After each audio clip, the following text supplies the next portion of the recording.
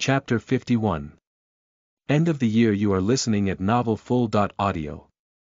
If you are interested in reading 10 chapters ahead, go check out my Patreon with the link https://www.patreon.com/lazysagedao, or just type in my writer's name in the website.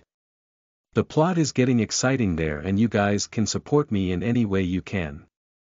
Additionally, go read my other novel, Journey of the Fate-Destroying Emperor, and join the Discord. https://discord.gg/princesstapy. _______________________________________________________________________________________ During the end of the year dinner, all the students and teachers were in the great hall waiting to have dinner. They were all talking with one another. As the hall, it was not decorated with Slytherin's banner, but with Hufflepuff's. The reason for that was mainly because of Susan. Like Hermione, she always answers questions in class in order to give points to her house. Even Snape had to give her points when she answered a question correctly. After all, his future happiness depended on her cousin. In order to win this year's House Cup, she even asked Edward Ways for their Quidditch team to win the championship this year. So, he organized a training regiment based on each player's physique and talent, and gifted the captain a book on tactics. He even secretly enchanted the brooms of the Hufflepuff players in order to give them an advantage. Edward totally supported her little cousin in her endeavor, even going so far as ignoring his own house, Ravenclaw. So, at the end of the year, Hufflepuff was in the lead when it came to house points. It's unfortunate for them to meet the savior, Harry Potter, and the shameless Dumbledore. So, the little Badgers were shocked, and many points were suddenly added to Gryffindor due to the heroic deed of the Harry Potter trio. And the person most upset was probably Professor Sprout. Their house finally had a chance at winning the House Cup after so many years, and yet it was ruined. After briefly using legilimency to read her mind, Edward found out that she was thinking of ways to poison Dumbledore in order to calm herself down. Scene break.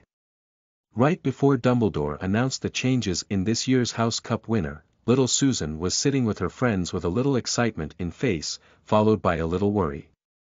After Dumbledore announced the increase in Gryffindor's house point, she sighed melancholy without saying anything. She just stared at the food. Then, she suddenly felt like something was entering her mind. As she was familiar with this sensation, she allowed it to enter. Then she heard a voice inside her mind. Little Susan, why are you so unhappy? Didn't I already warn you about this outcome? I know, cousin, but I just cannot accept this. I thought that maybe the headmaster would be fair. Or at the very least, not so blatantly biased. I have told you many times that there is no such thing as true fairness in this world. Everyone has their own biased or personal preferences. Cousin, can't you do something about this? Asked Susan with a ray of hope in her mind. From what she could remember, her cousin was omnipotent and could do anything. Unfortunately, no, replied Edward. Plus, I told you that even I have my own limitations, so do not place me on a pedestal. Otherwise you will never have the opportunity to surpass me one day. Susan sighed in disappointment as she ignored Edward's last words. She does not think that she can surpass her cousin. After seeing that his cousin was still in a bad mood, Edward added. Cheer up, tonight I will take you and Aunt Amelia to see a beautiful and magical sight. Susan nodded before forcing herself to eat something. Although she could not get rid of her sadness so quickly, she had something to look forward to. Maybe this terrible day can be salvaged. Meanwhile, Edward cut off the mind communication he was having with his cousin. The spell he was using was based on legilimency. Instead of reading a person's mind, it establishes a connection with it, then they can communicate directly through the mind. Usually Edward asked a person permission before establishing the link and communicating, however he could also forcibly invade that person's mind and talk to them. As for the beautiful sight he was talking about, it was actually Earth from the moon. He planned to take his cousin and aunt on a sightseeing tour around the moon. Of course he would not reveal his laboratory, It should be quite the experience for his two remaining family members on this planet. Until his parents are revived. Scene break. Dumbledore was sitting in his office with a mirror in front of him. What do you think, Nico? Is that feasible? He asked the person on the other side of the mirror. What a truly marvelous idea, replied Nicholas Flamel. One of the reasons that I never made a second stone was because of the difficulty, and more importantly, the guilt I felt after making the first one. Now, who would have thought that there was actually another way? So, is it possible? Asked Dumbledore again. Yes, it is perfectly fine to use emotions instead of souls. Although the effect of the elixir of immortality would greatly decrease, it will also reduce some of the side effects. Dumbledore nodded before asking. So, what do you think of his ideas of the possible function of the stone? To be able to create a powerful civilization based on it. Flamel sighed deeply after hearing this, then he replied. The stone has been in my possession for more than 600 years and I never thought that it could be used in this way. I feel like I wasted my life when thinking about all the things I could accomplish with it. There is no need to blame yourself, Nico. After all, not everyone is as forward-thinking as Edward. I imagine that his vision is probably the most unique among all the great wizards that has ever existed. The room then became quiet for a few moments before Dumbledore asked, You have lived longer than me, what do you think about Edward? Well, in my lifetime, I have met a few wizards like him, replied Nicholas Flamel. Their morality aligned on the neutral side. Neither good nor evil. In their pursuit of magic, they can do many things. However, as long as they have families or loved ones, these people usually have some sort of moral fetter and keep some bottom lines that they will not cross. What you should worry about is if something were to happen to Edward's family. If he has no one to restrain him morally, then this is where things will truly turn for the worse. Dumbledore nodded while still having a deep pensive look on his face. So, Flamel added on. I told you many times, Albus, to leave the future of the wizarding world to the young people. I know that you would love to leave the future to a person whose morals are more aligned with you. Probably that boy, Harry Potter. However, as long as Edward exists, this is simply impossible. Once he makes his own Philosopher's Stone, he will have unlimited lifespan, adding to that his youthful potion that he already developed, he can stay youthful forever. Additionally, you have said that he is studying bloodline modifications. If he succeeds in deciphering the power of the Phoenix, he will acquire a powerful regenerative ability and another form of immortality. Since you did not stop him in the basement, your chance is probably forever gone. Just enjoy your old age and watch how he changes the world.